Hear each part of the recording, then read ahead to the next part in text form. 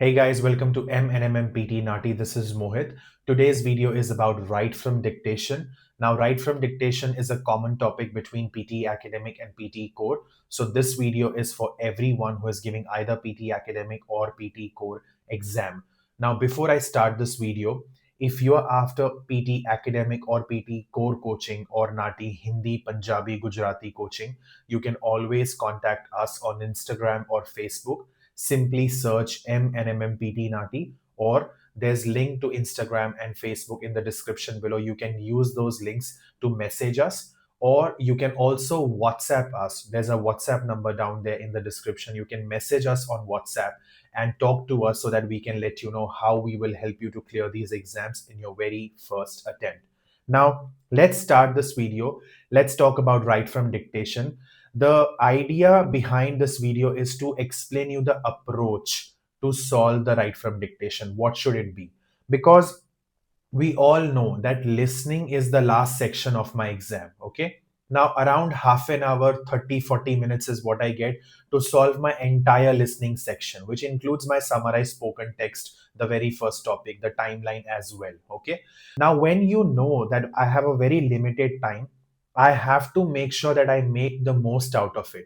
And I also have to understand that my approach should be to the point so that I don't waste my time and I can get a full score out of whatever I have done. Okay. So I will be covering 3-step strategy today for write from dictation. Let us understand what is it and what should be your approach to solve write from dictation. Number one.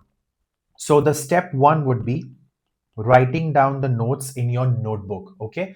Which means when an audio is played for you, the question, I will write down the notes as in the note taking. So write down the notes in notebook, okay? In your notebook or notepad, whatever you would like to call it, okay? Now, what does this mean, notes? Note taking can be done using different methods. You might be someone who takes initials, as in the first letter of every word, or you are someone who writes every word in short abbreviations. Let us take an example. Let's say I have a sentence: Spring has begun in Australia and summer is not too far. Let's say this is my question. Okay. Now, when I listen to such a question, if I am someone who takes initials for note taking, my step one would look something like this: my bad. Spring has begun in Australia and summer is not too far. That is something my initials, my note taking would look like. Now, if I am someone who is using abbreviations for taking notes, as in short forms, then my note taking would look like something like this: Spring has begun in Australia and summer is not too far. Something like this. So, what I've done is, wherever possible, I've written those words in short abbreviations. So, whichever method you are comfortable with, you can follow any one, whichever you like. So, that's how your step one should look like: either this or this, any one. Okay, that is in your notebook. Now, what is step two? Once your note taking is done, you should immediately write down the full answer in your notebook. Now, a lot of people will think, why is it needed? Do I have the time to do it? Yes, you absolutely have the time to do it. If you have followed the timeline given for every question in listening section, like for example, in MCQ single and multiple, you know the moment audio is over, you're not supposed to waste a single second, click next and move on. So if you haven't wasted your time in those questions, you will definitely have enough time to complete the write from dictation. Maximum you need is 2 minutes per question. That is the maximum I'm talking about. You don't need up to 2 minutes, but that is, like, let's say, the maximum. Okay. So my step two in notebook would look something like this: Spring has begun in Australia and Summer is not too far. So basically, I have written the full answer in my notebook. This is my step two. Okay. And the final step is step three, where I type in the computer, obviously. Now, when I'm typing, I already have my answer written in my notebook. I am simply looking at my notebook and typing. That's it. I don't have to take the stress of whether or not I remember everything or have I forgotten anything. Okay. Now, some of you might skip step two. It is very tempting to skip step two. Fair enough, but you have to understand a lot of times what might happen is you might have taken initials and now you straight away start typing. While typing, you forget what was I. Or there are three times you've written I. You don't know which I stands for what. So because that gap is a little longer, the process between writing, completing the initials and then typing slowly, that is a little long gap. That might be the reason that you've forgotten some words. But after the note taking is done, you can quickly write down the answer in your notebook and then start typing. That will help you to keep a track of every word and you will not forget anything. So you should follow all these three steps. You definitely have more than enough time to follow three-step strategy. We've been following it for many, many, many years and we've seen the results. So this is not just theory. We have done it practically and it is 1000% possible. Hence, I'm sharing it over here.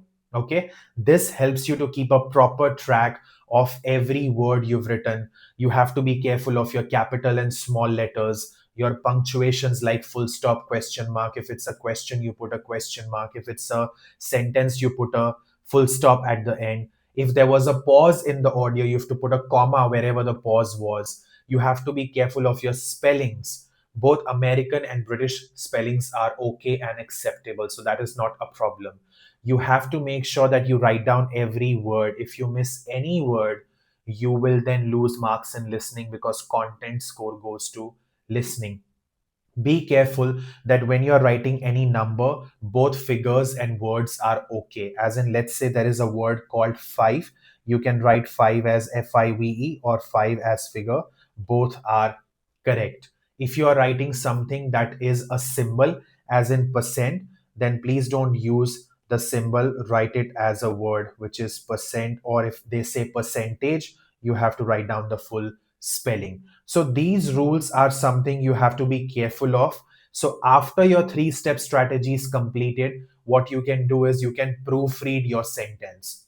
You can check every word to ensure whatever you've written is absolutely correct. Once you are satisfied with your answer, you then hit the next button and you move on to the next question. And you're confident that yes, whatever I have done is absolutely correct. Clear? So these are the things that will help you to achieve a full score in write from dictation for all the 3 to 4 questions that you get in exam for dictations, considering it has a pretty serious weightage in both listening and writing section.